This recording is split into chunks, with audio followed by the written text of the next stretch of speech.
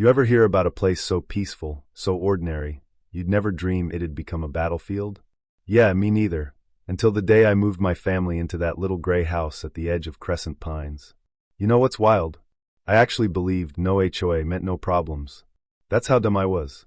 I pictured cookouts, kids chasing the dog, maybe the odd neighbor griping about my grass. But a war? No way. Not until Crescent Pines set out to prove me wrong, one rule at a time. So there we were, me, my wife Sarah, and our 3 kids, pulling up to this quiet spot on Millstone Drive, happy just to be away from all the fake perfection of those curated communities. Ours was a leftover patch, zoned private before the developers started sewing the rest of Crescent Pines together like a green velvet blanket. No dues, no color charts for mailboxes, nobody counting the inches between my trash can and the curb. The freedom felt almost dangerous. First 6 months? Let's just say we weren't exactly welcomed with apple pies.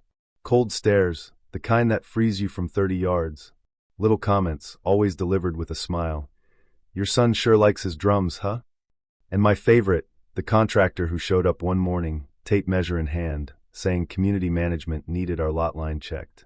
I got your lot line right here, pal. I told him, and that was that. For a while at least. See, that's the thing about bullies. They don't just quit. They just plan better. One Monday, out of nowhere, there's an envelope with the Crescent Pines crest stuck to my door. No postage, just an edict. Effective immediately, all non-certified residents are required to remain indoors after 7 p.m. For safety, of course. Violations will be logged. I read it to Sarah at breakfast, and she just stared at me like maybe I'd joined a cult. My oldest, Mia, 12 going on 20, asked, "So no walking Lucky after dinner?" Lucky, our golden, whined on cue. I shoved the letter in my glove box and tried to laugh it off, but man, it stuck with me. That night, just to test the waters, I strolled out at 7:30 to take out the trash. You ever feel eyes on you, like the world's a fishbowl and you're the weird new guppy? That was me. The blinds across the street shifted, nobody waved. Things really blew up that Thursday. Baby's got a fever, Tylenol's gone, and it's after 7. I hop in the car, tell Sarah to hold down the fort, and boom, headlights cut across my yard. White SUV, HOA plastered on the door. 2 guys in tactical vests step out, one with a clipboard, the other holding a flashlight like he wants it to be a gun. "Evening, sir. You'll need to return to your residence." I tell them, "I don't live under your agreement. This isn't your land." Clipboard just nods like I'm reciting the weather. Guidelines apply to all adjacent parcels within influence range. Which is what? Some fake Star Wars nonsense? I try to walk past. Flashlight grabs my arm. Now, I don't even remember thinking, just muscle memory. I spin out of his grip, send him sprawling. Clipboard comes at me, I check him with my palm, he hits the grass. Suddenly there's sirens, real ones. Cops pull up, lights blazing. Hands in the air. I'm cuffed on my own driveway, Sarah on the porch clutching our baby, Mia crying, the neighbors watching from behind their safety glass. They held me until almost dawn. No charges, just a citation, pending review. No apology, no explanation. When Sarah picked me up, we didn't talk, we just held hands all the way home. The anger, it's like ice in my veins. I'm not the guy who yells. I'm the guy who makes lists, fixes things, pays taxes on time. But I don't let it go when someone puts their hands on me in front of my kids and calls it policy. Sarah had already called Joanna Martinez, our attorney from a zoning mess years back. Woman's a genius, part bloodhound, part hurricane. She's got a plan before her heels even hit my front step. "First," she says, flipping through my paperwork, "you're not in the HOA. Never signed the CC&Rs. Your lot predates their entire development. They have 0 standing." She's mad. Like, gonna burn them down mad. She helps us draft a complaint against the sheriff's office, demands bodycam footage, and files a public records request for all Crescent Pines calls that night. I post a scan of the HOA's letter online. No comment, just the letter. People lose it. "This sounds like a dystopian novel," one woman writes. Karen, the HOA president, posts some syrupy Facebook apology about temporary safety measures and maintaining harmony. Someone replies, "Martial law for soccer moms." Got it. It would be funny if it wasn't my life. That weekend, I walk Lucky after dark, on purpose. Mia tags along, just to prove a point. Nobody stops us, but curtains move, shadows watch. My hands don't stop shaking. Joanna digs into the zoning maps, finds our parcel labeled as pending annexation. Someone forged my name, badly, on a consent form. Turns out, the HOA submitted it to the county months ago, quietly redrawing their borders to swallow our lot. You ever feel like you're living in a bad movie? The county records clerk shows me where they traced the line by hand, signed by a planner who's been dead a year. Annexed by a ghost. I joke, but my voice shakes. Back home, Sarah's installing new locks. The kids are silent. Tension so thick you could chew it.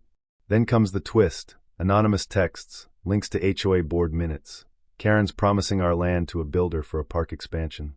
Preliminary land reassignment discussed includes teardown and integration into North Park. They're planning to bulldoze us. I call Joanna. We're filing for an injunction now, she snaps, and I want every internal message from the HOA.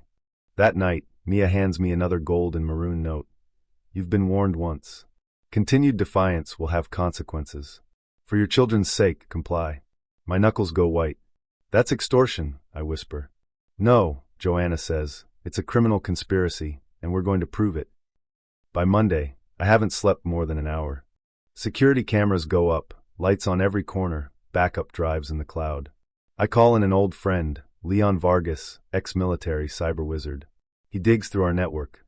They tried to access your cameras, twice, the night before your arrest, he says. Both times, from the HOA's own IP address. He even recovers corrupted footage. Their patrol grabs me first. I defend myself, cops roll in. Karen's hiding in the bushes with a walkie-talkie whispering. He's resisting. Good. Get ready. Joanna submits it all to the judge. Footage, forged documents, Karen's emails, even a message about prepping demolition once I back down. The next day, Karen's law firm sues us for defamation and property devaluation. I almost laugh. She's swinging wild now. Then a guy from Clearwater Holdings, builder Shark Smile, shows up with a generous offer to buy us out at 120% market. It could get complicated if you refuse. I close the door on him. Joanna files another harassment complaint. Leon uncovers fake vendor payments. Tens of thousands shuffled through shell companies, all with Karen's name. Now we're looking at grand theft and embezzlement, not just bullying. Time for the neighborhood to hear the truth. We hold a meeting on my lawn, folding chairs, projector, the works. I play the footage, show the documents. Karen storms up, flanked by mall cop security. This is illegal assembly, she shouts. Someone yells. He's not even in your damn HOA, Karen. I remind her there's a restraining order pending. She's losing control, and everyone sees it. Next morning, sheriff's deputies post an orange office closed pending investigation sign on the HOA door. Karen's under criminal investigation. Board members resign, one after another. Turns out she faked an approval vote, forged signatures, the works. The HOA crumbles. People who once glared at me now bring brownies. Some apologize. Most just nod, a little embarrassed. Me? I want accountability. The state freezes HOA funds, files charges, fraud, conspiracy, grand theft. Karen's picked up at a day spa, still in her robe, and charged with 13 felonies. The local news calls me the dad who dared.